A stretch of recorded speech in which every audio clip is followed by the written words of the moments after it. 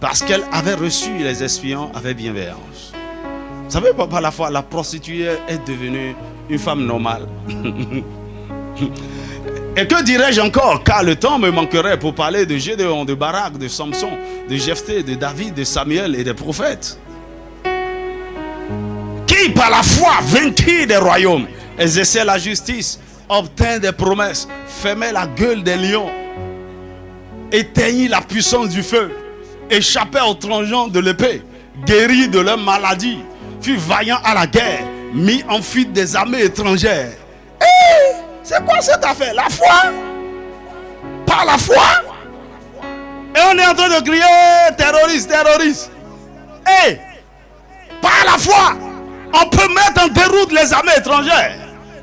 Le problème est que Dieu restaure la foi.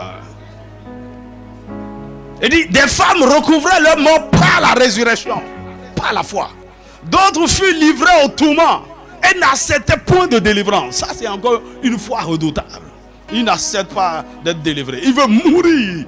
Il veut mourir comme martyr. Il dit, afin d'obtenir une meilleure récompense, une meilleure résurrection. Mon ami, la mort la plus glorieuse, c'est la mort des martyrs. Aïe. Quand on sera, tu seras étonné. Nous sommes dans une génération, on ne veut plus souffrir pour Christ. Tout ce qu'on veut, c'est du pain et du beurre. Matthieu chapitre 9, 27. Étant parti de là, Jésus fut suivi par deux aveugles qui criaient, aie pitié de nous, fils de David. Lorsqu'il fut arrivé à la maison, les aveugles s'approchaient de lui et Jésus leur dit, croyez-vous que je puisse faire cela? Croyez-vous que je puisse faire cela? Que je puisse restaurer votre vue? Croyez-vous? Oui, Seigneur, lui répondit-il. Alors il leur toucha les yeux en disant, qu'il vous soit fait selon votre foi. Qu'il vous soit fait selon votre foi. Et leurs yeux s'ouvrirent. Jésus leur fit cette recommandation sévère, prenez garde que personne ne le sache. Qu'il vous soit fait selon votre foi. Mon ami, est-ce que tu crois encore? Ma prière est que ta foi renaisse aujourd'hui. Que ta foi revienne à la vie. Et laisse-moi te dire, si tu n'as plus la foi, Dieu ne peut rien. Oh, si tu veux, là, on peut te plonger dans un fût d'huile. Ça ne changera rien. Appelle tous les prophètes, les grands prophètes qui prient pour toi. Ça ne changera rien. Aussi longtemps que la foi a disparu de ton corps, de ton cœur, tu es mort. Que le Seigneur restaure la foi. Dis-moi Amen. Que Dieu bénisse sa parole. Puis t'asseoir dans sa présence. Alléluia. Alors, nous sommes en train de parler de la restauration. Et ce matin, je vous parle de la restauration par la puissance de la foi. La restauration par la puissance de la foi. Je ne vais pas retourner en arrière pour définir ce que c'est que la restauration. Tout ce que nous avons retenu de façon générale, de toutes les définitions possibles, c'est que la restauration est le retour à l'état initial, selon le plan de Dieu. C'est-à-dire le plan que Dieu a conçu pour toi au commencement, tu retournes dans ça. Ce que Dieu a fait de toi et ce qu'il t'a donné, que Satan a volé et détruit, tu retournes parfaitement dans ça. Non pas tes propres plans, tes propres projets. Et quand on te définit, par exemple en termes d'identité, beaucoup de gens se définissent mal. Ils se définissent d'après leur diplôme, d'après leur profession, d'après leur... Non, si on te demande qui es-tu, tu dois te définir en fonction de ton ordination, de ton appel, de ce que tu es venu sur la terre pour accomplir. On a demandé à Jean, qui es-tu? Il dit, je suis la voix qui crie dans le désert. C'est pas... Mais la voix crie pour faire quoi? Pour préparer le chemin à Jésus. C'est tout ce qui résume son ministère. Dis-moi Amen. La parole de Dieu est une puissance incontournable dans la restauration de notre vie. C'est pourquoi il a mis la parole à notre disposition. Il nous a donné sa parole dans la Bible et il a établi. Écoutez, les personnes les plus importantes dans le royaume de Dieu, ce sont ceux qui parlent de sa part, qui continuent de rappeler au peuple ce que Dieu a dit. Lorsque ces gens disparaissent dans un territoire, le territoire tombe en décadence. Lorsqu'il n'y a plus personne pour annoncer la voix de Dieu, pour parler de la part de Dieu, le peuple va à la destruction. C'est ce que les nations occidentales sont en train de devenir.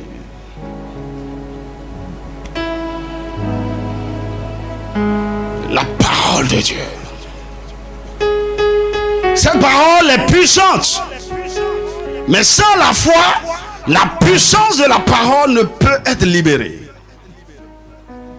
C'est seulement celui qui croit qui verra l'accomplissement de la parole ou le potentiel, la puissance de la parole.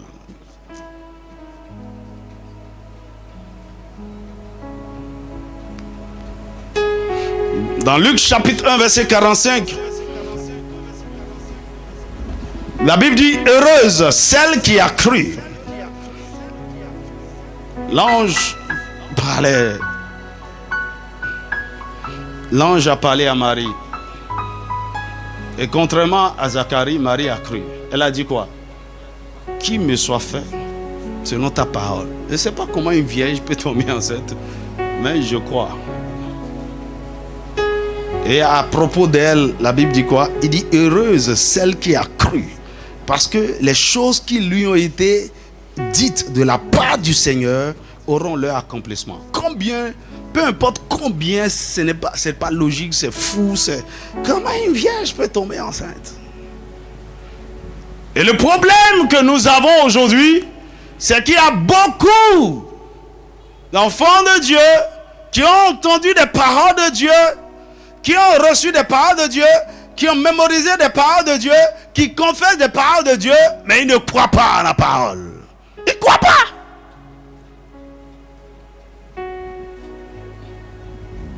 Or, il faut que la parole rencontre la foi dans votre cœur pour produire, pour libérer la puissance qui produit des résultats.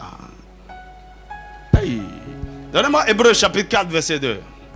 Peu importe ce que tu as entendu, si la parole ne rencontre pas la foi dans ton cœur, tu vois, c'est la foi qui fait féconder la semence de la parole. Est-ce que tu m'entends? C'est la foi qui fait féconder la semence de la parole. Il dit: car cette bonne nouvelle nous a été annoncée aussi bien qu'à eux. Mais la parole qui leur fut annoncée ne leur servit de rien. Que cela ne soit pas ta portion. Comment la parole de Dieu peut ne servir à rien? À un moment donné, vous pouvez vous poser la question: mais on dirait que la parole de Dieu, ça marche pour certains, mais pas pour moi. La parole de Dieu n'est pas vraie, tout ce que les gens disent. Écoutez, il y en a même qui disent que les prédicateurs sont des menteurs, les pasteurs sont des menteurs. Écoute, je peux me tenir ici et je libère une parole prophétique sous inspiration. Tu dis amen. Mais en fait, tu ne crois pas. Tu ne verras rien. Mais quelqu'un peut saisir cette parole. Tu dis waouh. Cette bonne nouvelle nous a été annoncée aussi bien qu'à eux. Mais la parole qui leur fut annoncée ne leur servit de rien. Parce qu'il ne trouva point. Cette parole ne trouva pas de la foi chez ceux qui l'entendirent. On n'a pas trouvé la foi chez ceux qui l'entendirent. Écoute, pourquoi il y a très peu d'enfants de Dieu qui font de grandes choses, qui font des exploits?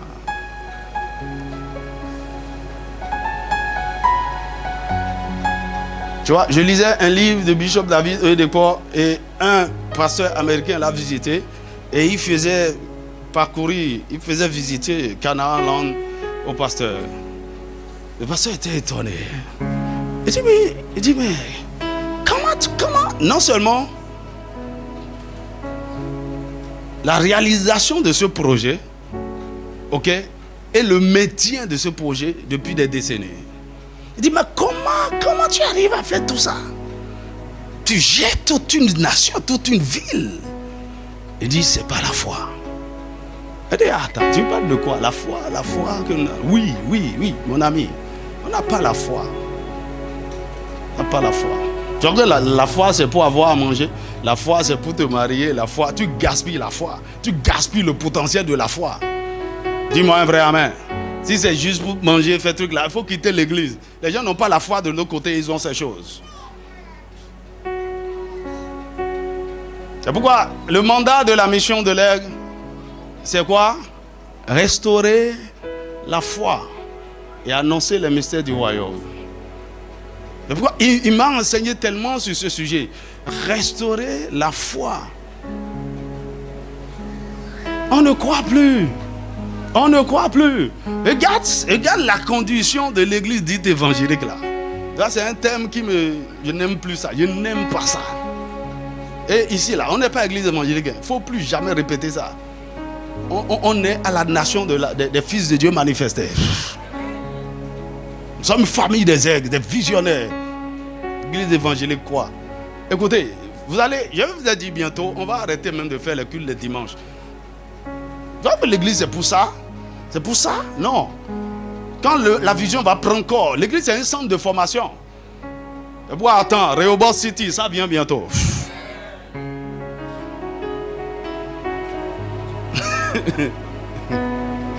Tu vois, l'homme dont je parlais tout à l'heure, c'est en 2010 ou 2011 que j'ai eu la parole prophétique. Il dit, le Seigneur t'appelle à lui bâtir un centre de recherche. Un centre de recherche et de diagnostic. Par la foi et la sagesse. Pour sauver l'Afrique des maladies bizarres, des trucs comme ça. C'était le message. Écoutez, tu fais que des chocs. Notre curriculum de médecine qu'on nous a enseigné, c'est faux. Bon, il faut laisser ça. C'est pas correct.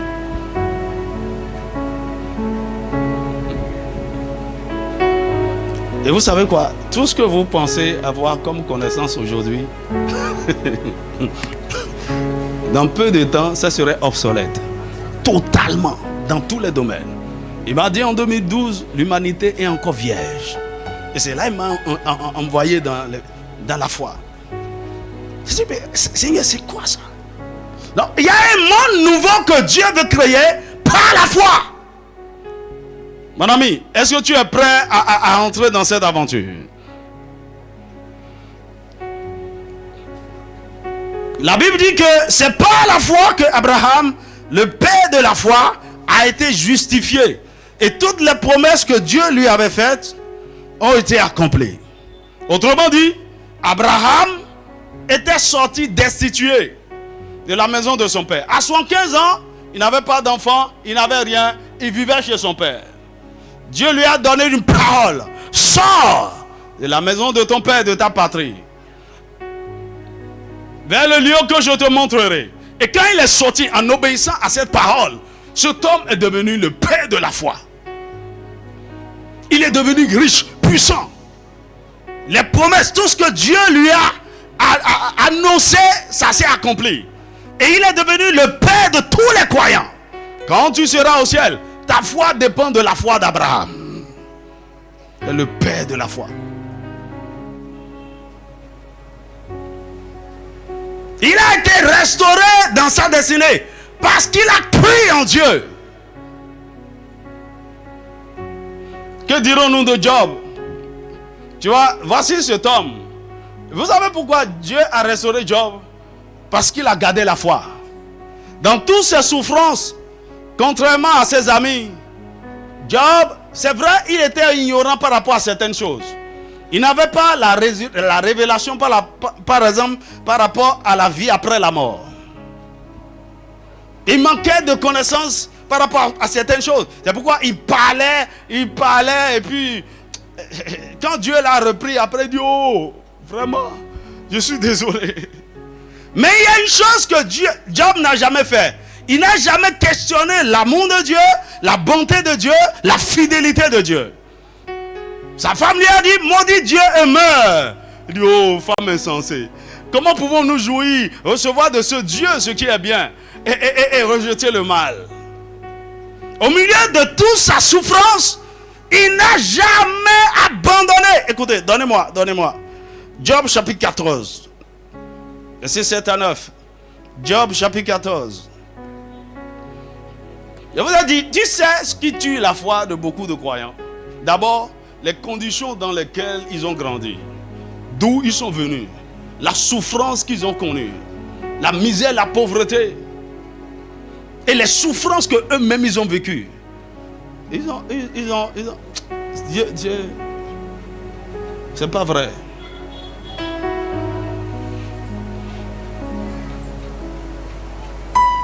Retourne au texte. Je vous ai dit quoi? Avant les restaurations, il y a le brisement. Dieu va vous conduire dans des situations difficiles. Il va vous briser encore. Pour que vous deveniez le vase exceptionnel par lequel il peut s'exprimer et le monde va acclamer. Mais quand vous ne comprenez pas, mais qu'est-ce que j'ai fait à Dieu? Mais pourquoi tout ça? Tu vois, le Seigneur m'a fait grâce de quelque chose. Je n'ai jamais douté de Dieu, peu importe ce qui se passe, de sa bonté, de sa fidélité. Le verset 7. Il dit, c'est Job qui parle, il dit, un arbre a de l'espérance quand on le coupe.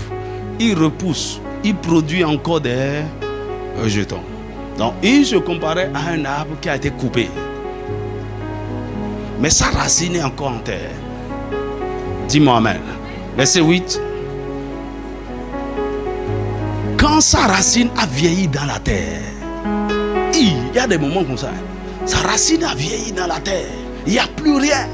Tu vois, c'est comme pendant la sécheresse au nord. Tout est, c'est-à-dire toute la verdure disparaît. Tu vas croire que il n'y aura rien, aucun arbre, aucune herbe ne poussera. Mais attends que la pluie commence. Il dit, quand sa racine a vieilli dans la terre, quand son tronc meurt dans la poussière, il reverdit à l'approche de l'eau. Oh my God. Peu importe ce que tu as connu, il y a un temps où l'eau viendra, où la pluie tombera encore. Mais pendant ce temps, ne te déracine pas, reste là planté. Il reverdit à l'approche de l'eau. Il pousse des branches comme une jeune plante. Dis-moi amen. Et dans le même chapitre, va au verset 14. Tu vas voir ce qu'il dit. Il dit, si l'homme une fois mort pouvait revivre. Il n'avait pas une révélation. Il n'avait pas cette révélation de la vie après la mort. Il pensait que, oh, quand il va mourir maintenant c'est fini. Mais au milieu de tout ça, il dit, j'aurai de l'espoir tout le temps de mes souffrances. J'aurai de l'espoir. Je ne vais jamais abandonner. Mais écoute, toi tu sais qu'il y a même une vie après la mort. Tu as cette révélation. Jésus nous a montré les hommes. Mais c'est quoi ton problème? Il dit, j'aurai de l'espoir tout le temps de mes souffrances jusqu'à ce que mon état vienne à changer. Quel que soit l'état, ça peut changer. Si tu peux garder espoir, c'est pourquoi je vous ai dit, le cœur qui reste, comment on dire, que Dieu restaure, c'est le cœur rempli de foi et d'espérance. J'aurai de l'espoir au milieu de ma souffrance, je ne veux pas brocher. Le Seigneur me fera sortir de là. Il est en train de me bâtir, de me préparer pour de grandes choses. Va dans Job encore. Job chapitre 19. Et il fait une déclaration merveilleuse là. Job chapitre 19, verset 25. Mare brocha katalaba. Il dit, mais je sais que mon Rédempteur est vivant. Au milieu de tout ça, je ne comprends rien. Je sais une chose, mon Rédempteur, celui qui me rachète, celui qui peut me restaurer, je sais qu'il est vivant. Lui, il est vivant. Et qui se lèvera le dernier sur la terre? Waouh! Le verset 26, il se lèvera. Mon Rédempteur est vivant. Il dit, quand ma peau sera détruite, il se lèvera. Hey! Quand ma peau sera détruite, quand ma maison sera détruite, quand mon entreprise sera tombée, quand mon ministère sera parti, quand il n'y aura plus d'espoir, il se lèvera. Le Rédempteur. Il dit, quand je n'aurai plus de chair, je verrai Dieu. Ça, c'est la foi. Il dit, je le verrai.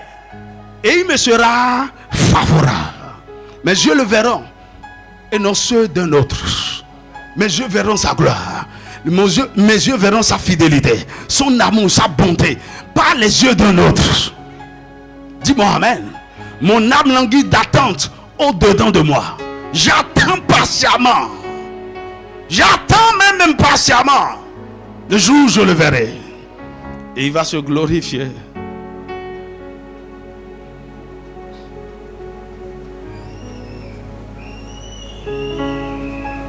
C'est pathétique. Quand tu vois un croyant, moins de choses. Il a abandonné la foi. Il ne vient plus à l'église. Pourquoi? Il a perdu son emploi. Oh, sa femme a fait une fausse couche. Le chrétien bébé. Qu'est-ce qui s'est passé? Ils ne comprennent rien. Mon ami, vous savez ce que j'aime dans cette affaire de restauration? Dieu ne restaure jamais exactement ce que vous avez perdu. Il restaure au moins le double. Donc, dans tous les cas, Satan va grincer les dents. Écoutez, nous avons un avantage. Job, là, il n'avait aucun avantage. Est-ce qu'ils avaient vu Dieu restaurer quelqu'un avant? Dis-moi amen. Mais nous avons vu à travers la Bible ce que ce Dieu-là peut faire. Même autour de nous, on a vu ce que ce Dieu-là peut faire. Mais pourquoi ne pas avoir foi? Eh bien, tu crois que ton cas est spécial? Que toi là, vraiment, je ne comprends pas. On dirait que Dieu ne m'aime pas. Pourquoi il m'a fait naître dans cette famille? Il m'a donné des parents comme ça. Tout le temps, c'est toi qui es offensé. C'est toi qui es blessé, mon ami.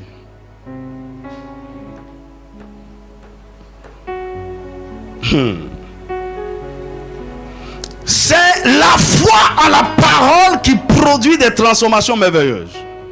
C'est la foi placée en la personne de Jésus, sur ce qu'il est, en tant que sauveur, en tant que berger, en tant que pourvoyeur, en tant que guérisseur, en tant que libérateur, en tant que restaurateur, et sur ce qu'il peut faire.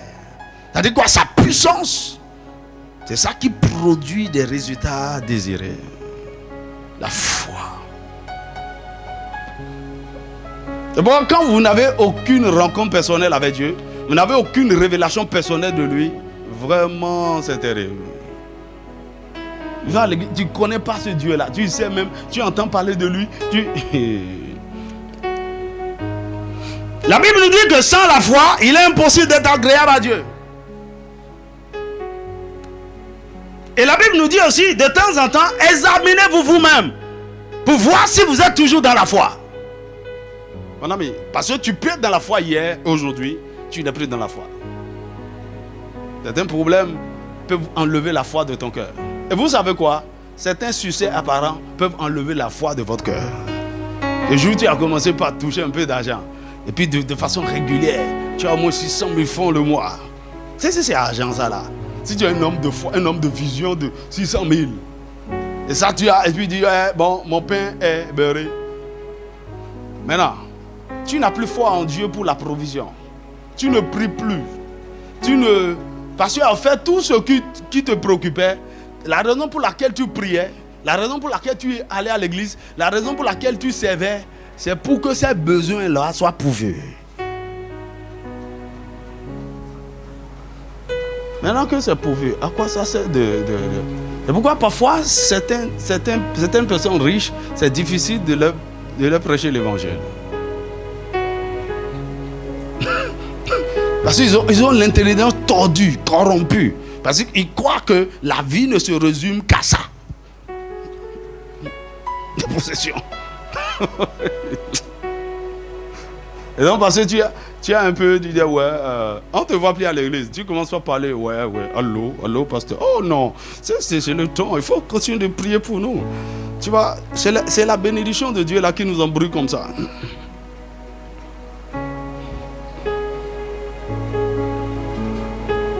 Tu ne pries plus, il n'y a plus de communion, il n'y a plus rien. Au fur et à mesure, la foi disparaît. Ta foi est placée dans ton compte en banque, dans tes partenaires, dans les investisseurs, dans ce que tu fais. Voilà. Tu as perdu la foi.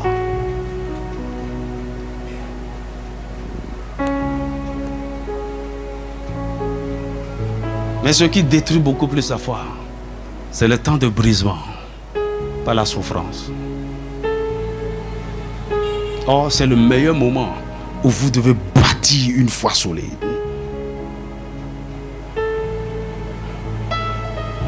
Sans la foi, il est impossible de mettre Dieu en mouvement dans votre direction. Il est impossible de voir la faveur de Dieu. La foi absolue en Dieu provoque toujours son intervention, sans aucune autre condition. C'est le cas des 3 Hébreux dans la fournaise ardente. Daniel chapitre 3, verset 16 à 17. Ils ont dit, oh roi, c'est pas la peine de sonner la trompette.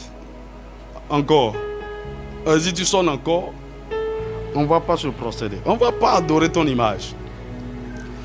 Notre Dieu que nous servons a la capacité de nous délivrer. Et s'il ne nous délivrait pas, nous sommes prêts à mourir dans le feu. Là, c'est la foi. Notre Dieu est capable. On les a liés, jetés dans le feu, ils chantaient des cantiques. Tu sais ce que la foi fait? La foi a créé une condition, un environnement. En fait, la foi a fait venir la gloire de Dieu. Hein? Les gens parlent du 4e homme. C'est-à-dire, c'était Jésus. La Christophanie s'est manifestée et a créé une condition exceptionnelle dans le feu. Dis-moi amen. Pourquoi? La foi attire toujours Dieu sur la scène. C'est comme David devant Goliath. Il n'avait pas d'épée, il n'avait qu'une fronde et des pierres. Il dit, je vais te couper la tête et livrer ton corps aux oiseaux du ciel. Dieu s'est levé. La foi met Dieu toujours en mouvement. Écoutez, sans la foi, le mandat de Dieu ne peut pas être accompli dans notre vie, quelles que soient nos bonnes intentions. Écoute, tout ce que Dieu te demanderait de faire, si ça vient de Dieu, ça va te dépasser. Ça va dépasser tes imaginations. Ça va dépasser tes capacités. Ça va dépasser les ressources que tu as. Et c'est alors que tu as besoin de la foi pour l'accomplir.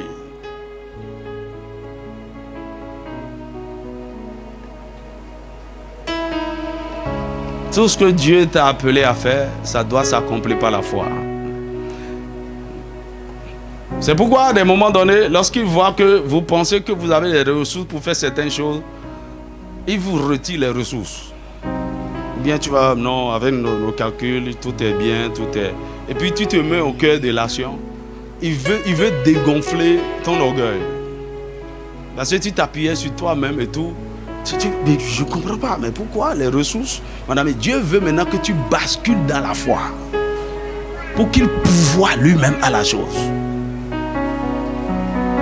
Et je dis souvent aux gens, vous n'avez pas besoin d'argent tout le temps pour régler les problèmes financiers. Vous avez besoin de foi et de sagesse. Parce que la foi est une devise universelle avec laquelle vous pouvez acheter tout sur tous les marchés. Ça passe partout. Ça n'a même pas besoin d'être converti au franc. De quel franc? Ce n'est pas le franc CFA en dollars. Ou lorsque tu as la foi, ça achète partout. Ça dit quoi? Ça produit les mêmes résultats partout.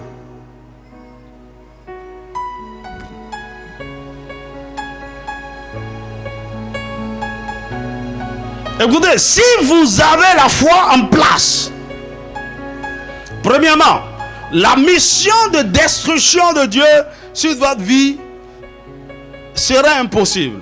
Parce que la foi est un bouclier. Éphésiens chapitre 6, verset 16. La foi est un bouclier. Lorsque vous avez la foi, vous êtes tranquille. Tu vois, un homme de foi n'est pas agité. Tu vois, une fois j'étais en train de prier la nuit. Il était 0 heure. J'étais sur la terrasse. Il y a un arbre devant notre clôture. Et puis tout à coup, qu'est-ce que je vois? Je vois des chats en train de monter. 6 ou 7 chats dans les arbres. Parce que là où il y a les branches, les chats, lorsqu'ils montent là, je peux les voir de la terrasse. Et puis tous les chats là regardaient dans la maison.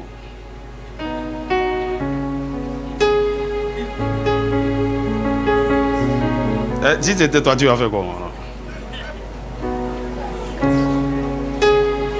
Sang de Jésus. Feu, feu, feu, feu, feu. Et tu le dis même avec peur. Hein? Feu, feu, feu, feu. Et puis j'avais ma main en poche. J'ai dit, oh, ok. Vous êtes venu voir. Vous êtes venu me voir. C'est bon, ok. Allez, redescendez. Redescendez, retournez là. C'était tout. Il n'a fait aucune prière. Il n'y a plus. Tu vois, c'est la semaine dernière, non? J'étais sorti avec mon épouse. On est allé marcher. On est revenu après 0 heure. Et j'ai été entré dans la cuisine pour prendre de l'eau. Donc j'avais le comment vous appelez ça? Donc j'étais en train de prendre de l'eau. Et tout à coup, je vois du bruit. J'entends du bruit. Et puis un chat noir. Il a cogné mes pieds. Il est rentré dans le couloir. Et oui, mon ami, j'ai même pas regardé. Je prenais mon eau. Moi. Chat noir. Voilà, il va te montrer ce genre de foi. Il va te montrer comment ça se... Avec ça, ne m'a même pas... Un chat noir. J'ai fini de prendre... J'étais en train de prendre mon eau. Et mon épouse a couru. Il dit, est-ce que tu as vu un chat noir maintenant? J'ai dit, j'ai vu. Qu'est-ce que je vais faire? Courir derrière un chat noir? Le chat a fui parce qu'il a peur de moi. Dis-moi un vrai amen. Tu vas poursuivre le chat. Et feu, feu, feu, feu, feu. Cette nuit-là, 3 heures de prière. J'ai dit, Satan, tu ne me feras plus prier. Parce qu'avant que tu ne viennes, j'ai déjà prié. Et ma foi est gonflée à bloc. Non, par la foi, les plans de destruction de l'ennemi contre vous seront déviés. Mais, dans beaucoup de cas, pour votre bien, Dieu permet à ce que Satan détruise. Comme il a permis dans la vie de Job. Il a permis. Cet homme a été...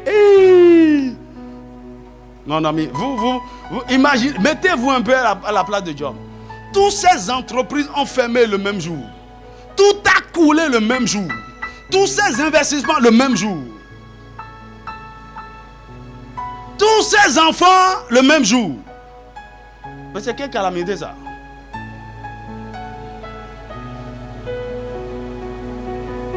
Et pour finir, Satan est retourné vers Dieu. Il dit, oh, peau pour peau, ce qu'un homme a, il le donnera en échange de sa vie.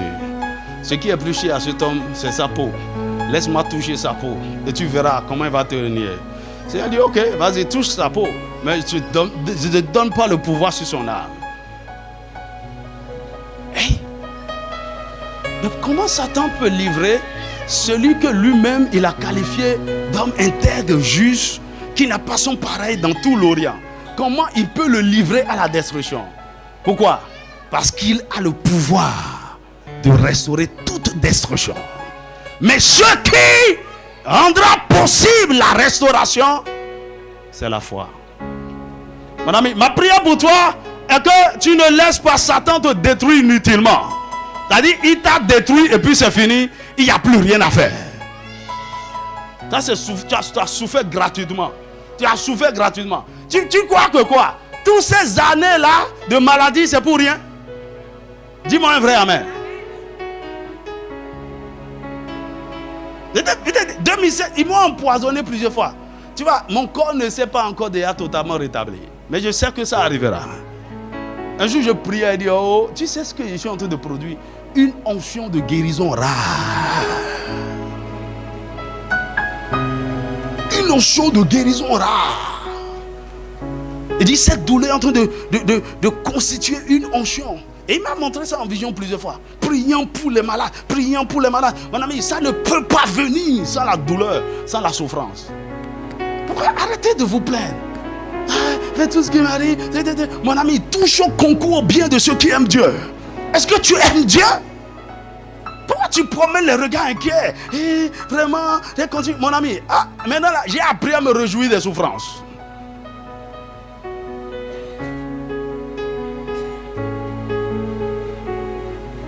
La Bible nous dit que tout est possible à celui qui croit. Car lorsque vous croyez, vous devenez le Dieu des situations. Et à Dieu, rien n'est impossible. Tout obéit à Dieu. Ainsi, par la foi, vous pouvez rétablir tout ce qui n'était pas ainsi au commencement, dans son état initial. Au commencement, cela n'était pas ainsi. C'est pourquoi, au commencement, recevez toujours une parole de Dieu par rapport à tout. Seigneur, c'est parce que tu m'avais dit par rapport à cet enfant. Il est en train de devenir drogué, toxicomane, womanizer. Seigneur, c'est parce que tu m'as dit. C'est parce que tu m'as dit par rapport à mon mariage. C'est parce que tu m'as dit par rapport à mon ministère. Vous pouvez rétablir toutes choses par la foi. Il n'y a pas de situation fermée ou désespérée devant un homme de foi.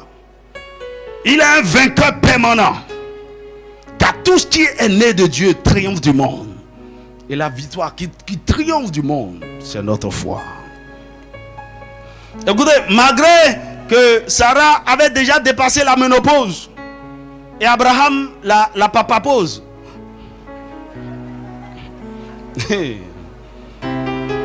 Ça, c'est moi-même qui ai inventé. Bon, c'est pas dans le dictionnaire. Si chez les femmes on parle de ménopause, il faut trouver un mot pour les hommes. C'est comme si les hommes là, à tout moment, ils peuvent procréer. C'est pas toujours vrai aussi. C'est vrai qu'un vieux de 80 ans peut se remarier à une petite fille et continuer de produire des enfants. Mais il y a un temps où il n'a plus les capacités réelles. Parce qu'à 90 ans, 100 ans, non, Abraham a atteint la papapause. Papa, c'est vrai que tu es viril, mais une pause. Tu es déjà arrière-grand-parent. Malgré ça, la Bible dit, Abraham par la foi ne considéra pas la condition de son corps, ni la condition du corps de sa femme. Il ne considéra pas. Ce que Satan veut essayer de faire avec toi, c'est que tu considères les choses. Et il va t'amener des hommes pour t'amener à considérer. Oh, j'ai appris que tu veux. Est-ce que tu as considéré ceci? Est-ce que tu as? Mais dis donc. Ah, quand j'ai appris, je t'aime trop, c'est pourquoi je suis venu te parler. Faut pas. Mon ami, si tu n'es pas un homme de foi, je n'ai rien à foutre avec toi. Je suis très sélectif en matière d'amis. Tu n'es pas un homme de foi, tu ne parles pas le langage de la foi. Tu doutes de tout, tu as peur de tout. D'ailleurs, avant que je sois ton ami, tu dois me montrer quelque chose que tu as fait par la foi.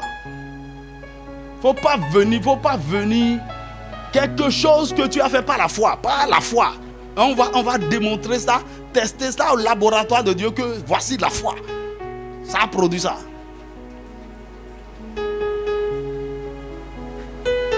des gens tout dans leur logique, sont dans leur logique, dans les raisonnements, dans les arguments. Écoutez, la puissance de la résurrection fut relâchée dans leur vie par la foi. Et Sarah a enfanté Isaac. Écoute ce que la Bible dit dans Hébreux chapitre 11, verset 11. Hébreux chapitre 11, verset 11. Il dit, c'est par la foi que Sarah elle-même, malgré son âge avancé, fut rendue capable d'avoir une postérité. Ça veut dire quoi? Elle était incapable. À son âge là, biologiquement, physiologiquement, physiquement, elle était incapable d'avoir un enfant. Maintenant, par la foi, écoute bien, regarde bien. Il dit, c'est par la foi que Sarah elle-même, malgré son âge avancé, fut rendue capable d'avoir une postérité parce qu'elle crut à la fidélité de celui qui avait fait la promesse. Écoutez, peu importe vos conditions, la foi vous rendra capable. C'est pourquoi j'appelle la foi un convertisseur et un transformateur. La foi vous rendra capable. Oh, j'ai pas les moyens. La foi te rendra capable d'avoir les moyens. C'est une force surnaturelle. C'est une force surnaturelle. Elle convertit toutes choses. Par la foi, le pauvre peut être converti en riche. Le malade peut devenir en bonne santé. Dis-moi un vrai amen. La stérile peut devenir une mère joyeuse. Dis-moi amen. Jean chapitre 1 verset 12. Il dit, mais à tous ceux qui l'ont reçu, à ceux qui croient en son nom, elle a donné le pouvoir de devenir. Le pouvoir. Ceux qui ont cru, ils reçoivent le pouvoir de devenir. Le pouvoir de devenir. Le pouvoir de devenir.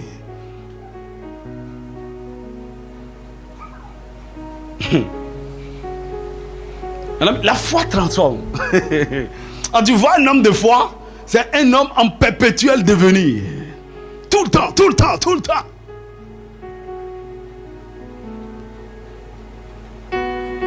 Tu vois, un jour sur le campus, il y a des étudiants qui m'ont demandé, il dit, mais toi, tout le temps tu as des projets.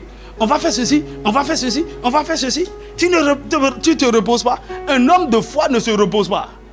C'est-à-dire quoi? Son succès d'hier engendre quelque chose de nouveau. Tu vois, le meilleur ennemi d'un homme à succès, ce sont ses succès du passé. C'est-à-dire là, chanter a dit, ouais, bon, par la grâce de Dieu, nous, on a fait. Mon ami. Continue de croire pour de grandes choses. Deviens un faiseur d'exploits. Et quand les gens vont rentrer dans ton histoire, ils disent, mais c'est pas vrai, c'est quoi ça? Comment quelqu'un peut réaliser tout ça en une seule vie? Mais par quelle capacité? La foi. La foi est la solution à tous nos problèmes têtus. C'est pourquoi la foi va toujours de pair avec la vision. Ce sont des amis inséparables. Dis-moi amen. Un homme de foi a toujours des visions. Et toute vision a besoin d'être nourrie par la foi avant de voir sa manifestation.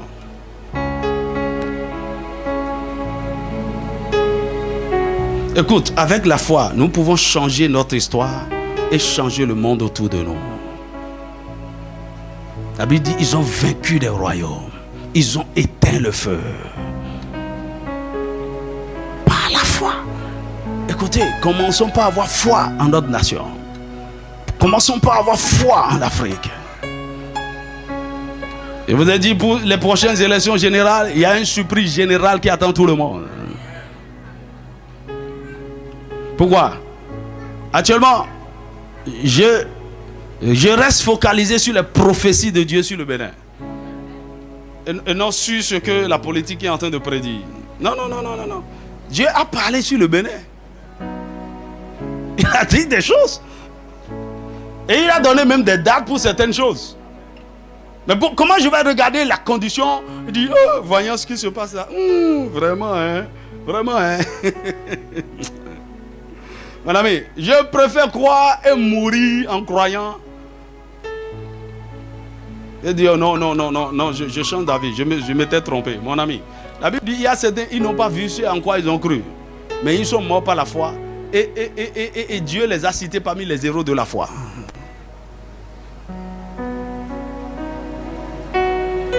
La Bible nous dit un jour, Jésus, la parole, est descendu dans sa ville natale. Mais il ne fut pas reçu. On n'a pas cru en lui.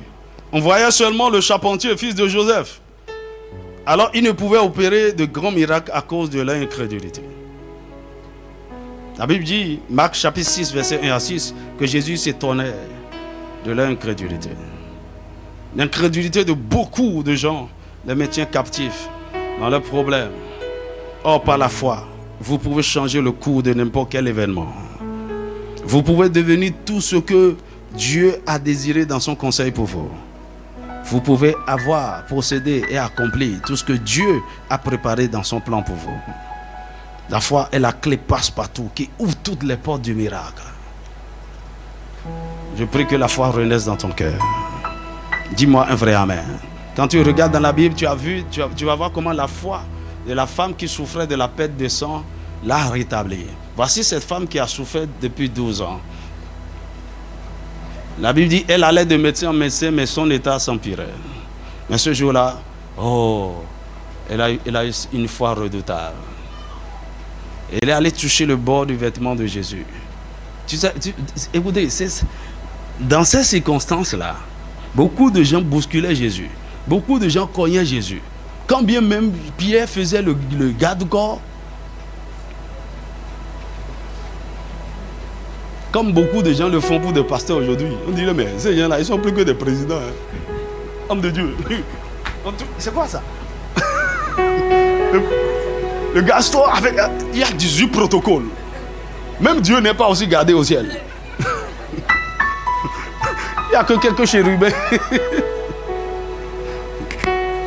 Regardez, Pierre assurait la sécurité. C'est pourquoi quand Jésus, il a senti que la vertu l'a quitté, c'est à Pierre qu'il a demandé. Il dit, Pierre, cher protocole, qui m'a touché? Il dit, ah merde, mais attends.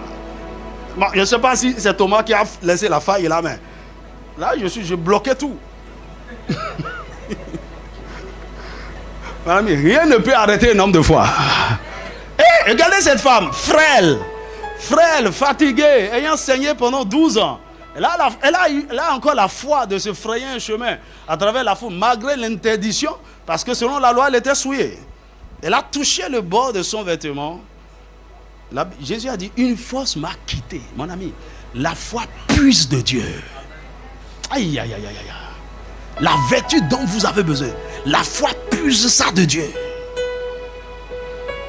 Jésus lui a dit, hé, ma fille, ta foi t'a guéri.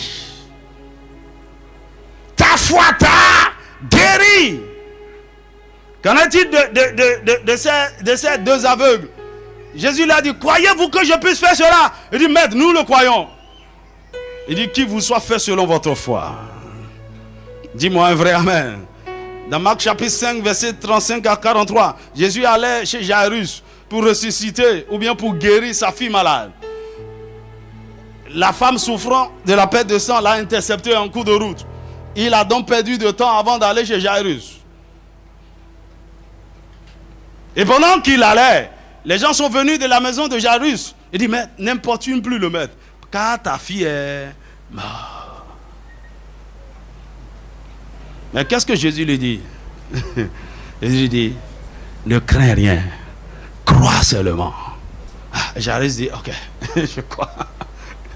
Sa fille a été ressuscitée. Dis-moi un vrai amen. C'est par la foi que Lazare fut ressuscité.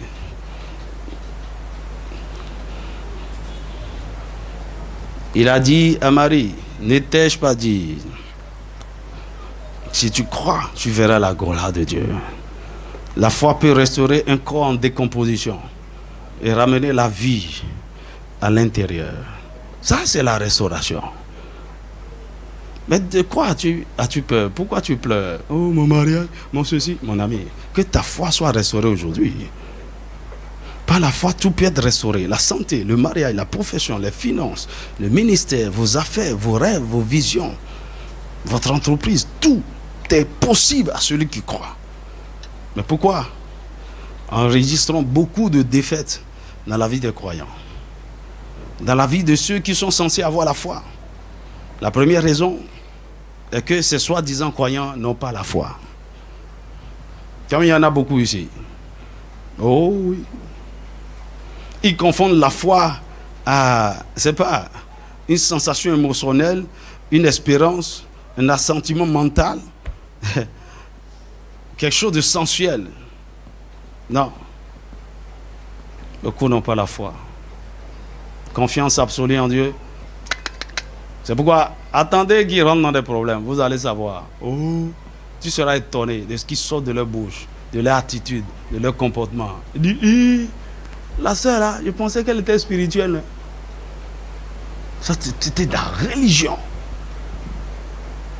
Mais il y a une autre raison. La raison est que beaucoup ont la foi. Mais leur niveau de foi ne permet pas de transformer les situations qui les confrontent. Leur niveau de foi ne permet pas de déplacer les montagnes. Écoutez, on n'a pas besoin... En fait, tous vos problèmes n'ont pas besoin de la même dimension de foi pour être résolus. Dis-moi amen. Tu vois, la puissance ou la foi qui guérit un mal de tête est différente de la foi qui ressuscite un mort.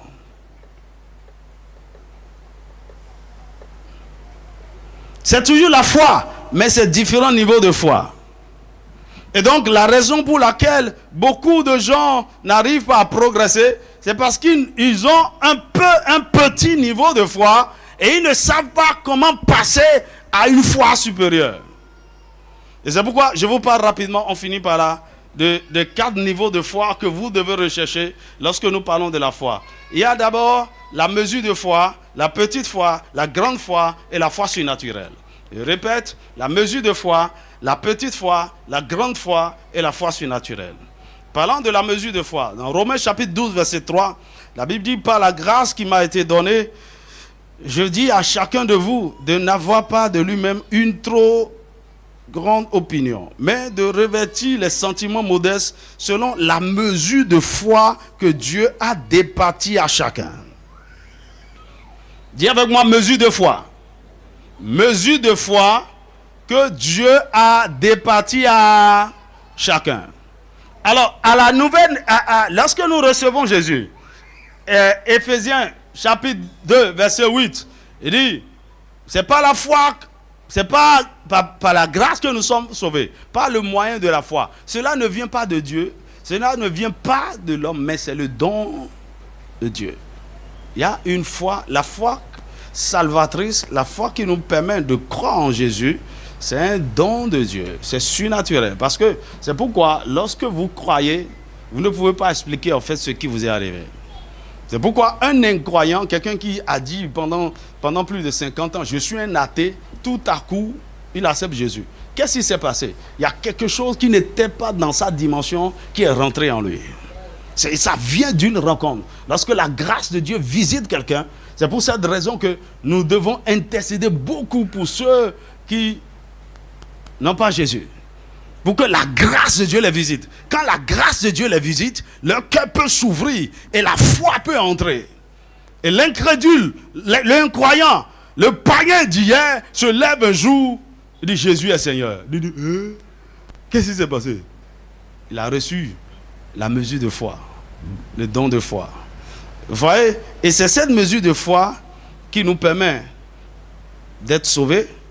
Et c'est ça aussi qui nous permet de jouir de toutes les merveilles de la rédemption ou de jouir de toutes les merveilles de la grâce de Dieu. Et c'est à ce niveau que la plupart des croyants se sont arrêtés.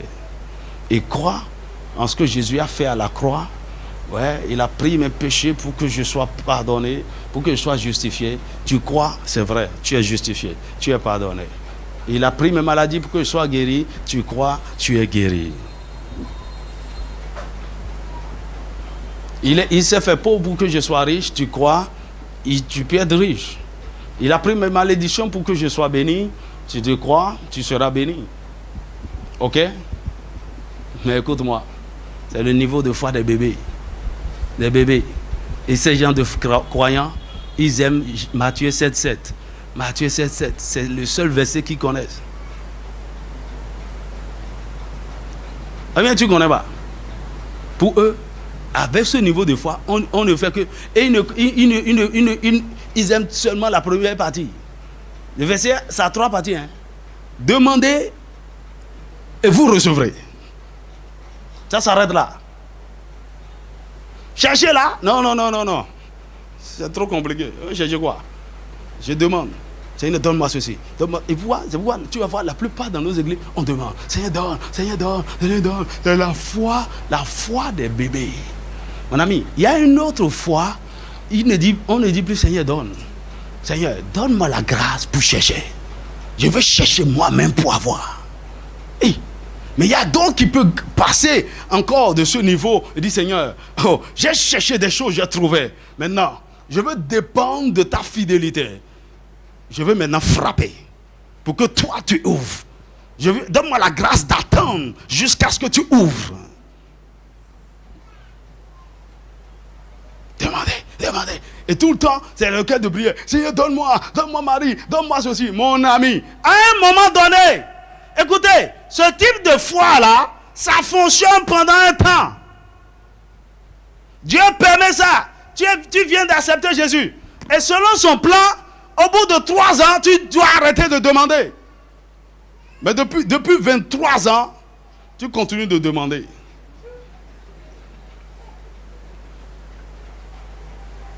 C'est pas vrai?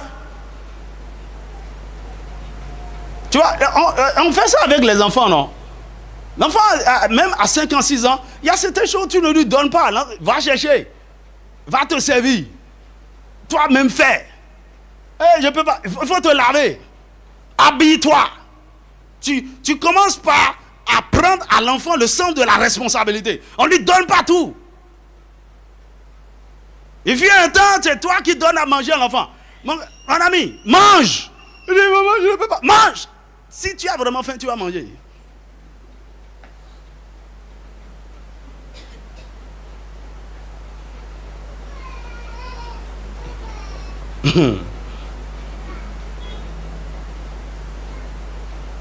Dis-moi amen. Alors donc tous les croyants possèdent cette mesure de foi dès que vous acceptez Jésus. Mais vous ne pouvez rien faire de significatif avec cette foi. Votre mesure de foi doit être semée et nourrie. Elle doit grandir avant d'être une bénédiction pour vous. Donc en nourrissant votre mesure de foi par la parole de Dieu, elle grandira et deviendra une petite foi, puis une grande foi. La Bible dit quoi? Romains chapitre 10, verset 17. Ainsi, la foi vient de ce qu'on entend, et ce qu'on entend vient de la parole de Dieu. Donc, il ne s'agit plus de la mesure de foi. La foi qui vient de la parole de Dieu, c'est la foi qu'on bâtit sur la mesure de foi. Et la foi, la première des foi qu'on bâtit sur la mesure de foi, c'est la petite foi. Dis avec moi la petite foi. La petite foi ou le peu de foi. Alors, c'est le niveau de foi que nous avons en faisant un petit investissement dans la parole et en exerçant très peu notre foi. Petit investissement. Et généralement, c'est le niveau de foi que nous essayons d'avoir si tout ce que nous faisons, c'est d'écouter les autres prêcher la parole, enseigner la parole. Ça va produire une petite foi. Ou tout ce que nous faisons, c'est de lire la Bible. Si tout ce que tu fais, c'est lire la Bible, c'est une petite foi. À des moments donnés, si tu veux aller plus loin, tu dois t'asseoir pour étudier et pour méditer. Les gens ont de petites foi. Les voix, ils aiment les prédicateurs. Ils disent, hey, j'aime ça. J'aime ceci. Homme de Dieu prêche. Mystère. Ils aiment ça. Ils aiment petite foi. Ils ne peuvent rien faire eux-mêmes. C'est une petite foi.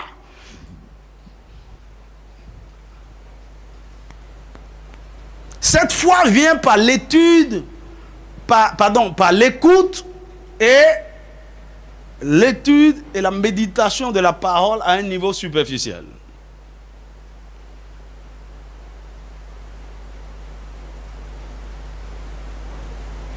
Dis-moi amen. La petite foi est caractérisée par la peur, le doute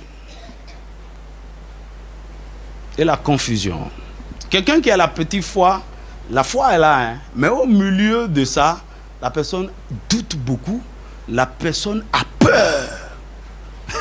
Peur de prendre des initiatives, peur de prendre de grandes décisions, peur de se lancer, peur d'annoncer que je vais faire ceci. Vous savez quoi? Peu importe votre niveau de foi, il y a quelque chose qui est commun. Satan viendra vous faire peur. Mais pour ceux qui ont de petites foi, la peur les paralyse. La peur les arrête. La peur les amène à changer de confession, à changer de position. Celui qui a la petite foi a tendance à s'appuyer encore sur la foi des autres, sur la foi d'un autre, sur la foi d'un prophète, sur la foi de son pasteur, sur la foi de sa mère, sur la foi de son père. C'est des gens qui aiment les groupes de prière.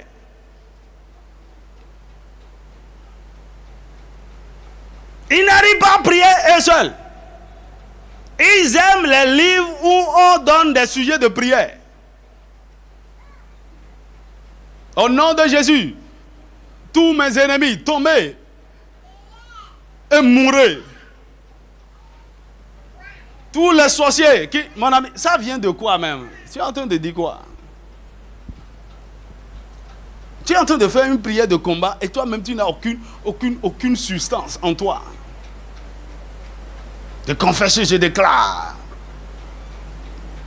Vous savez quoi? Je n'ai jamais acheté un livre où tu me donnes des sujets de prière. Je ne veux pas acheter. Il y a des ministères comme ça. Ils donnent des prières de combat, ils donnent des livres. Les gens... Mon ami, petite foi, peut-être foi. Le sujet de prière là, ça vient d'une révélation. Tu n'as pas la révélation. Tu répètes, perroquet. Tu répètes. Tu t'appuies sur la foi des autres. Sur la foi de Daddy. Le Dieu de mon père.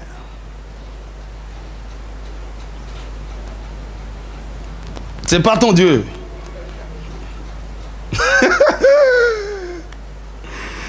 Dans Matthieu chapitre 8, verset 23 à 26, Jésus a apaisé la tempête.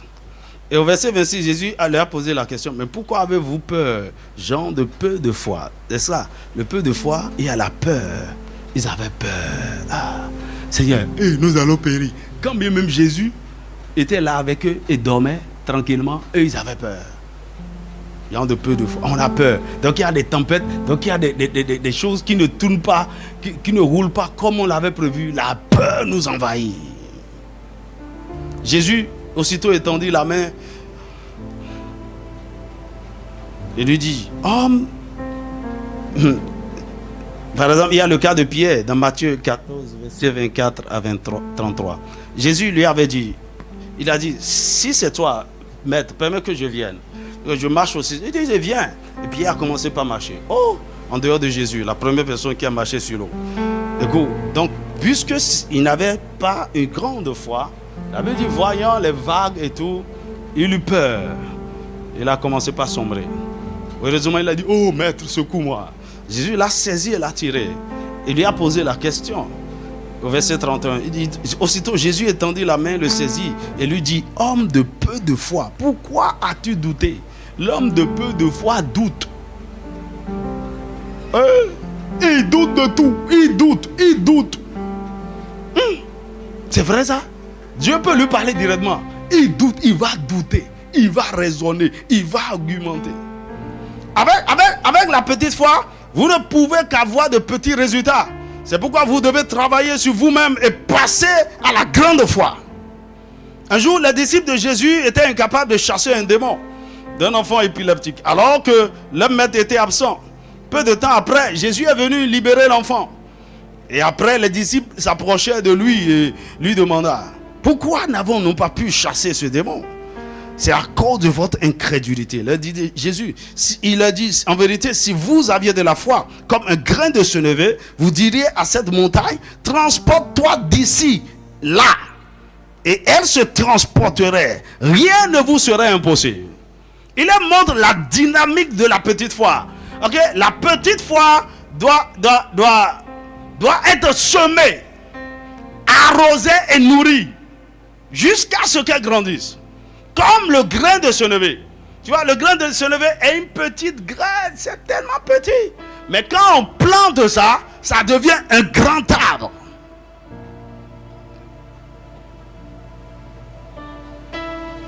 Notre petite foi doit grandir.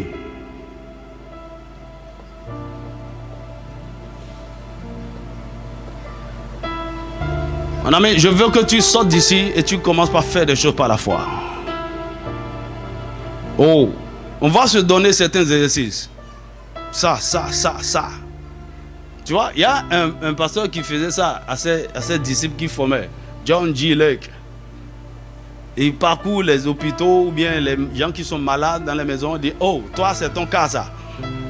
Tu pries jusqu'à ce qu'il soit guéri. Il y a certains qui l'enferment avec des cadavres.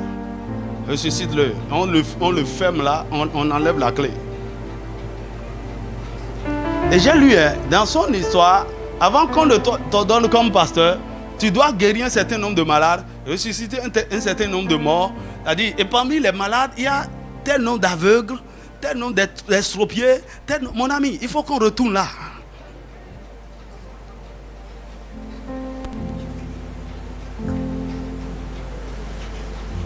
On t'enferme avec un cadavre et on enlève la clé. Si tu veux.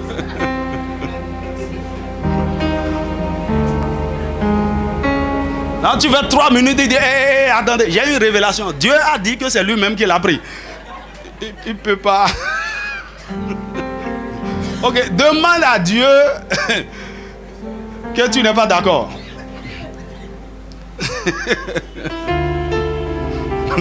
Les chrétiens qui ne peuvent rien. Qu'est-ce que ta foi a pu faire? Tu doutes, tu as peur. Alors donc, lorsque tu nourris la petite foi, elle va devenir la grande foi. Dis avec moi la grande foi. La grande foi, elle est aussi appelée la foi révélationnelle. Dis avec moi la foi révélationnelle.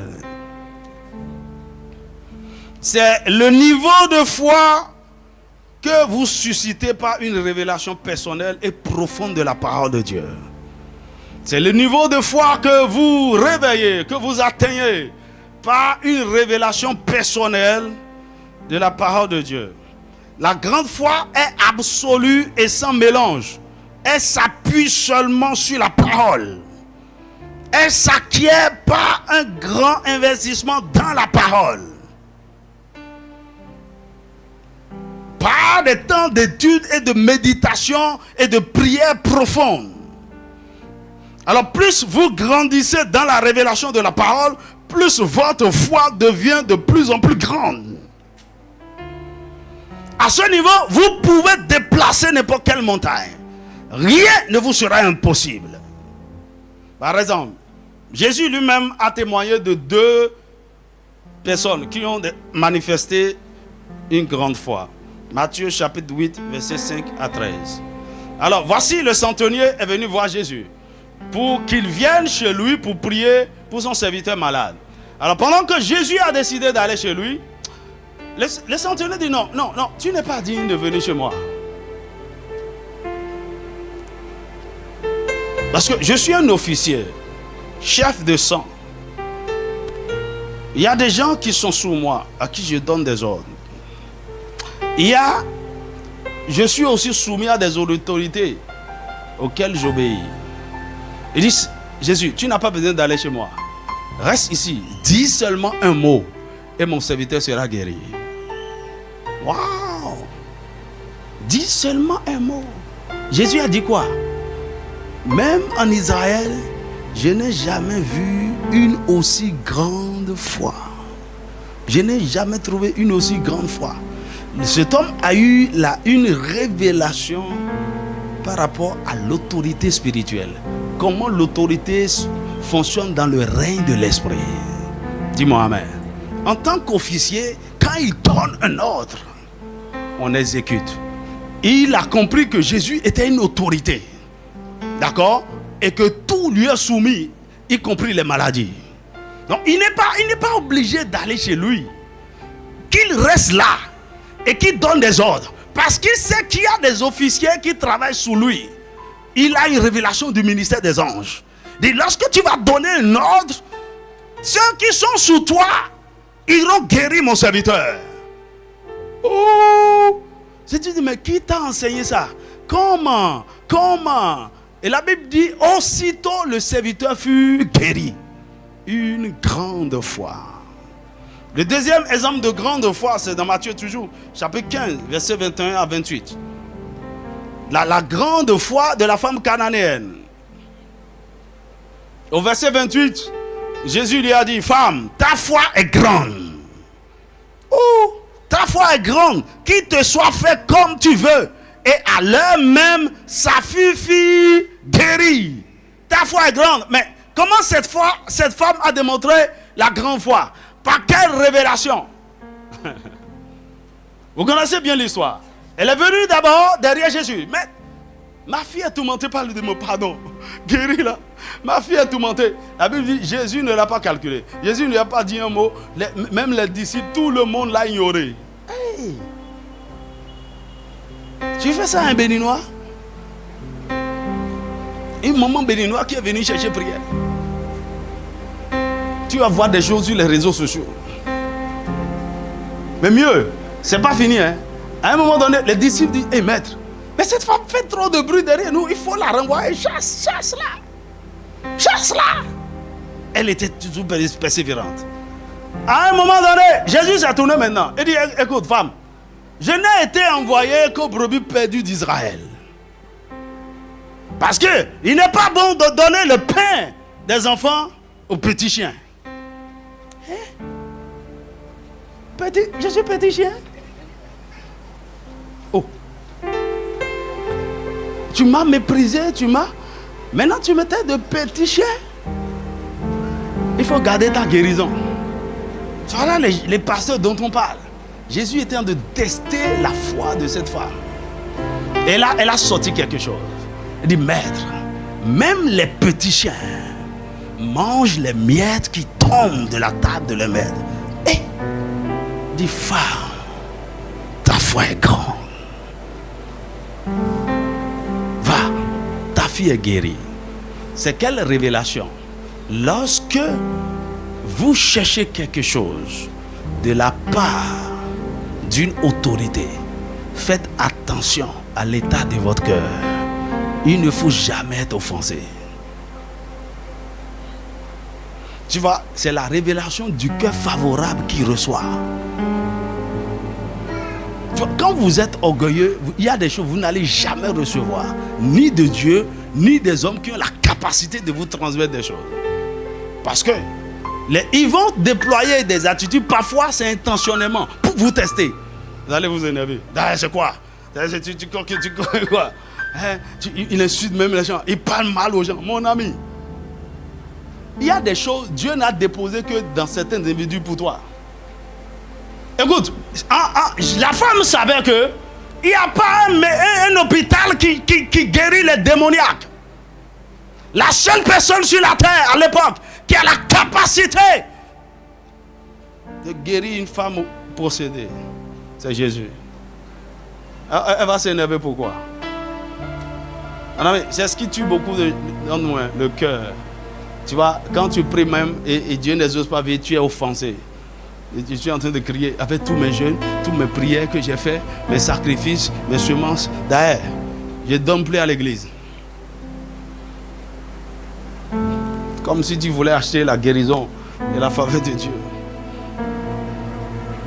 La grande foi. la révélation du cœur favorable au miracle. Mon ami, je te garantis, le jour où tu saisiras une révélation spécifique concernant ta situation, c'est ton jour de délivrance. C'est ton jour de restauration. Il y a une révélation que tu as un jour dans la parole par rapport à la pauvreté, par rapport à la prospérité. Et puis c'est fini. La pauvreté perd ton adresse totalement. Elle te cherche, elle ne va plus te trouver. Il y a une révélation que tu as par rapport au bonheur du mariage. Lorsque tu l'as, c'est fini. Tu vis au paradis. Mon ami, c'est pourquoi on fouille, on cherche, on cherche. Dieu doit te parler. Dieu doit te révéler quelque chose. Et je finis par ceci. Le dernier type de foi, la foi surnaturelle. Dis avec moi la foi surnaturelle. Alors comme vous pouvez l'entendre, elle est surnaturelle. Elle est l'œuvre du Saint-Esprit. C'est une manifestation surnaturelle du Saint-Esprit. Et quand vous regardez dans le livre des Hébreux, pratiquement tous les héros de la foi qui sont cités là ont opéré avec cette foi surnaturelle. C'est un don, c'est quelque chose qui vient du Saint-Esprit. C'est une dimension. 1 Corinthiens chapitre 19, c'est un don de l'Esprit. Mais mieux, c'est quelque chose que vous puisez de l'Esprit.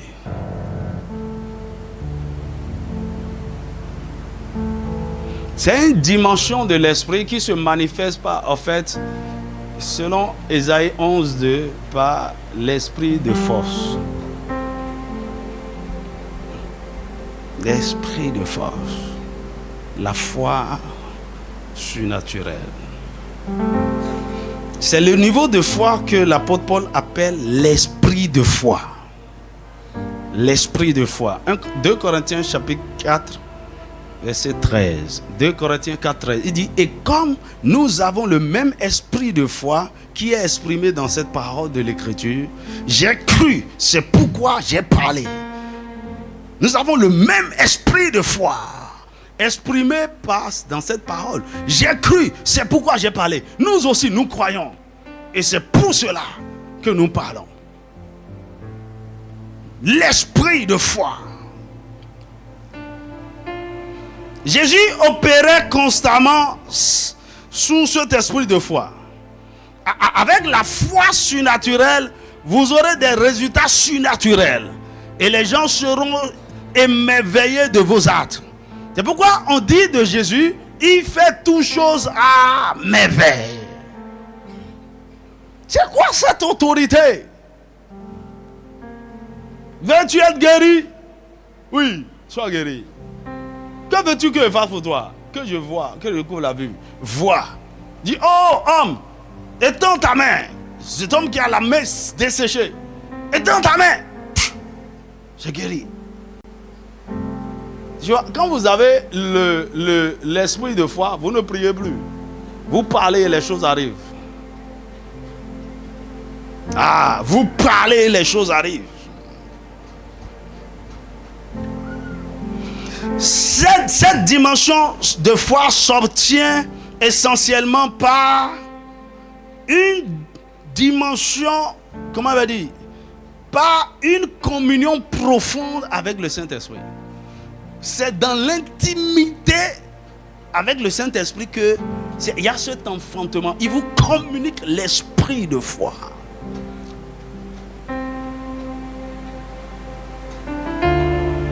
Mais vous pouvez aussi l'obtenir en vous associant à quelqu'un qui opère selon l'esprit de foi. Parce que l'esprit de foi est transférable. C'est comme un incroyant, un douteux. Si vous le laissez à côté de vous, il va vous contaminer. Les gens qui croient en rien, qui ont toujours sont négatifs par rapport à tout. De la même manière, lorsque tu marches avec un homme de foi, tu auras la foi. Avant que tu t'en rends compte, tu vas commencer par manifester la foi. Parce que c'est transférable. Dis-moi amen.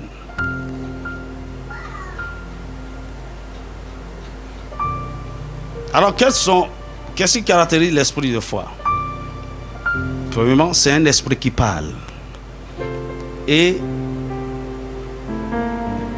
il parle de façon non préméditée. C'est-à-dire quoi? Quand la situation se présente, l'esprit parle. C'est-à-dire avant même que vous ne vous rendez compte de ce qui sort de votre bouche, la parole est déjà partie.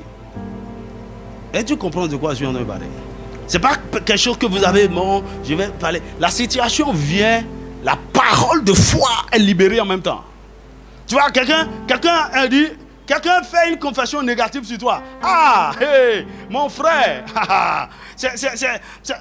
tu vas mourir comme ça. Je ne mourrai jamais. Tu ne prémédites, tu n'as pas prémédité. Je ne meurs, quelqu'un comme moi, je ne meurs pas.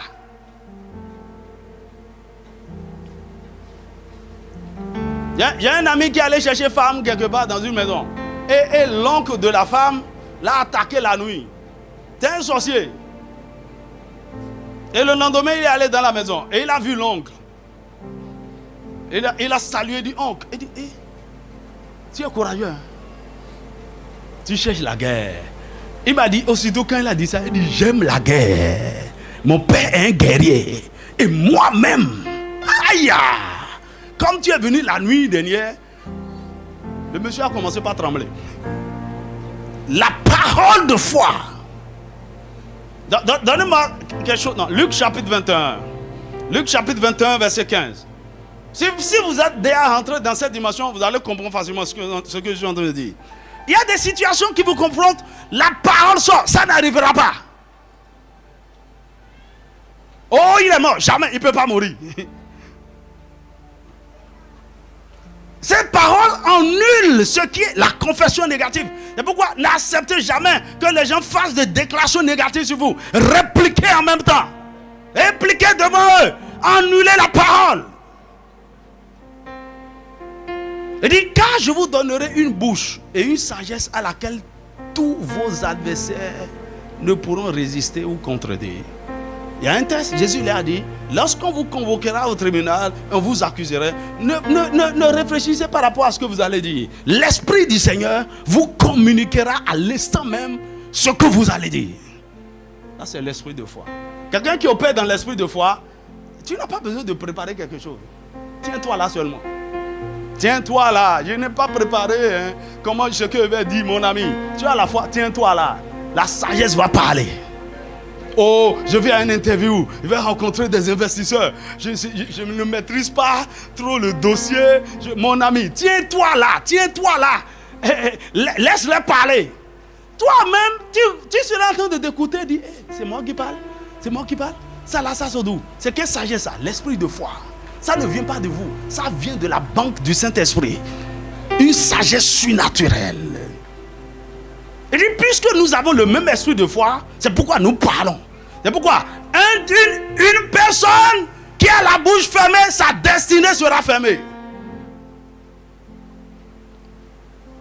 C'est que vous êtes tellement intoxiqué par la parole, par la révélation de la parole, que ça contrôle toute votre pensée, ça contrôle toute votre bouche. Vous ne pouvez pas vous taire.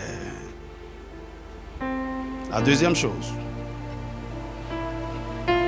Tu vois, c'est pourquoi quand Goliath a parlé et a maudit David au nom de ce Dieu, David a répliqué en même temps, je vais te couper la tête. Les trois Hébreux ont dit, oh roi, c'est pas la peine, hein. Tu vois qu'on a peur. Notre Dieu que nous servons est capable de nous sauver. La deuxième caractéristique de l'esprit de foi, c'est un esprit qui conduit. C'est un esprit qui conduit. Luc chapitre 4 verset 1. Jésus rempli du Saint-Esprit revint du Jourdain et il fut conduit par l'Esprit dans le désert. L'esprit de foi vous met en mouvement et en action sans que vous ayez le temps de réfléchir. Il vous fait faire des choses bizarres quand vous avez l'esprit de foi. Dis-moi amen. Et pourquoi tu es assis dans un bus, l'esprit de foi te dit, lève-toi. Sors. Et tu dis, je ne voyage plus. Il dit, monsieur, qu'est-ce qui vous arrive? L'esprit de foi vous conduit. Sors de la maison. Va à tel endroit. Passe par ici. L'esprit de foi. Tu vois, c'est comme la semaine dernière. Je n'ai pas prévu aller chercher là où Cité Rehoboth allait être établie. Je suis allé à un rendez-vous, il m'a dit passe par ici, va tout droit. J'étais sur la voie, il dit tourne à droite, je tourne. Il dit continue, continue, continue, continue. Il dit regarde. J'ai pas prémédité, j'ai pas. Il dit regarde, regarde, regarde. Il dit et a fait le tour. Fais le tour. Il dit c'est ici. Madame, c'est pas loin d'ici, hein. Non, à 10 minutes vous êtes là. Il dit mais il y a des terres vides comme ça ici. L'esprit de foi, ça vous pousse. Quand tu te lèves un jour, tu es couché, l'esprit de foi dit lève-toi et prie. Lève-toi et prie. Et l'esprit de foi ne vient pas te suggérer. Alors s'il te plaît, lève-toi et prie. Il va te lever et prie. Tu vas te lever. Tu vois, et si tu es arrivé, tu te lèves, tes yeux sont clairs comme ça. Et tu es rempli d'énergie. Il dit lève-toi et prie. Lève-toi et prie. L'esprit de foi. Tu t'es préparé, tu veux sortir. Ne sors pas de la maison. Attends un peu. L'esprit de foi.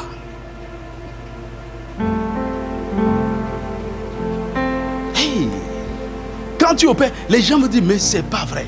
Comment tu savais? Qu'est-ce qui... Mais comment? L'esprit de foi. Il y a des moments où mon téléphone sonne. Et puis, je sais exactement qui a appelé. Une fois, j'étais dans ma chambre, j'étais là, je priais par rapport à quelque chose. J'ai dit, ah, Seigneur, si je n'ai pas l'argent maintenant là.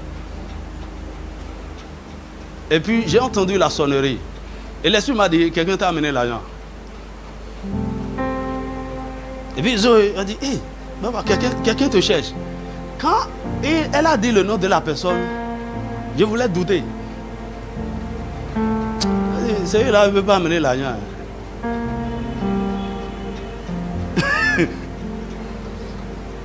Et puis je suis sorti. Et la personne dit, ah, pasteur, je suis venu vous voir. Je voulais lui poser la question. Tu m'as amené de l'argent? Mais ce serait bizarre, non? J'ai entendu. Il parlait. Ah! Oh, c'est quoi?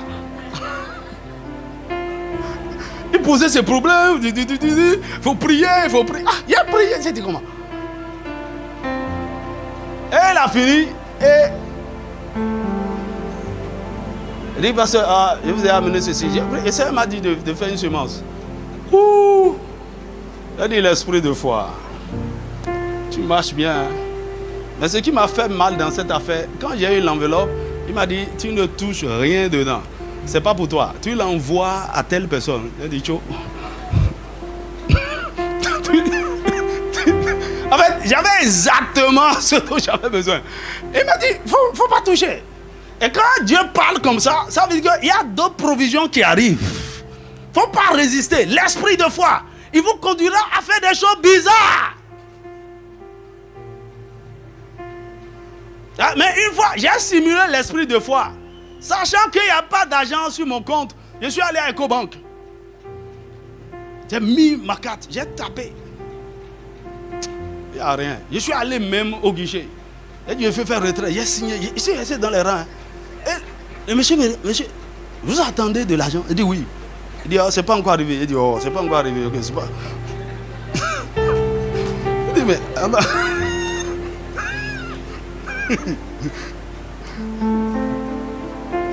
Que l'esprit de voix commence par t'utiliser puissamment. La quatrième caractéristique, c'est un esprit stabilisateur. Dis avec moi, stabilisateur. Marc chapitre 4, verset 35 à 41. Lorsque l'esprit de foi fonctionne en vous, il vous donne le repos et le calme au milieu de la tempête. C'est un calme surnaturel. Comment quelqu'un peut dormir profondément alors qu'il y a la tempête? L'esprit de foi est un stabilisateur. Ça vous met au repos total. Quel que soit ce qui arrive, vous êtes cool. Pourquoi les gens sont agités? On dirait que... Pourquoi tu es calme comme ça? On dirait que tu es indifférent hein, par rapport à tout ce qui se passe. Tu n'as rien à dire. Depuis là, on est en train de parler. Il faut parler, non? Vous êtes calme. Vous êtes imperturbable. Mais on dit... on t'a dit que la personne est dans le coma. L'esprit te dit, il ne faut même pas prier. Reste calme. Prie. Lourd.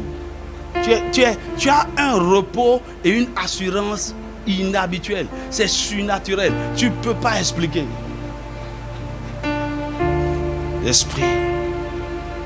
L'esprit de foi. Et la dernière caractéristique, c'est un esprit patient. Romains chapitre 4, verset 18 à 21. C'est un esprit patient. Il sait attendre l'accomplissement de la promesse. Il produit une patience surnaturelle. Mais comment tu peux patienter comme ça? Madame, quand vous avez l'esprit de foi, vous pouvez attendre longtemps et ne pas être déprimé. C'est la foi d'Abraham. Attendre longtemps, longtemps, longtemps et ne pas vaciller. Votre foi ne vacillera pas, c'est-à-dire même pas un peu. Une foi robuste, une foi grandissante, une foi solide. Plus le temps passe, plus la foi devient redoutable.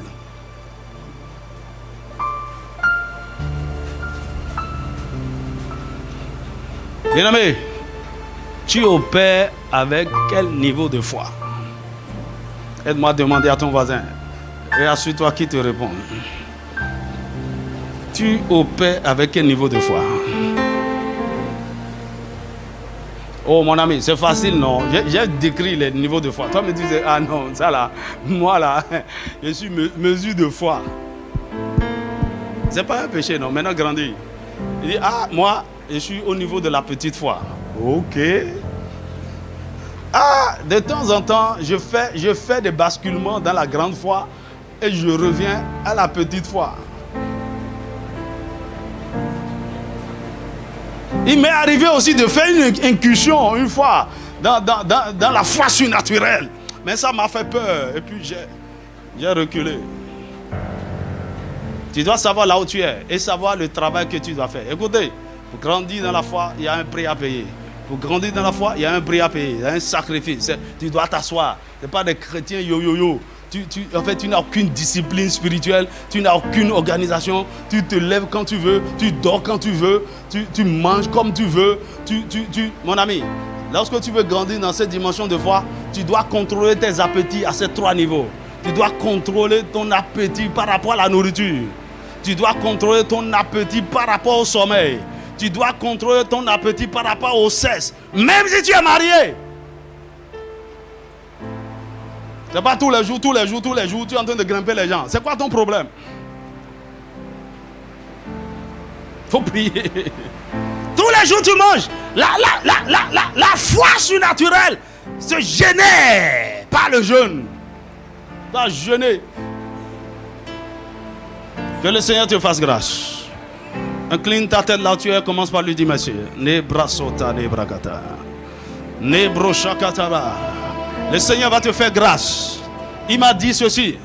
Il dit si vous êtes sincère, peu importe là où vous êtes, je vais vous basculer au moins au prochain niveau. Je vais vous basculer même au prochain niveau. Même si ce n'est pas par le prix que vous avez payé, par ma miséricorde et par ma grâce, je peux vous basculer au moins au prochain niveau. Marebro sakata nebra takasa. Nibro sakata nebra ro shakata nebra.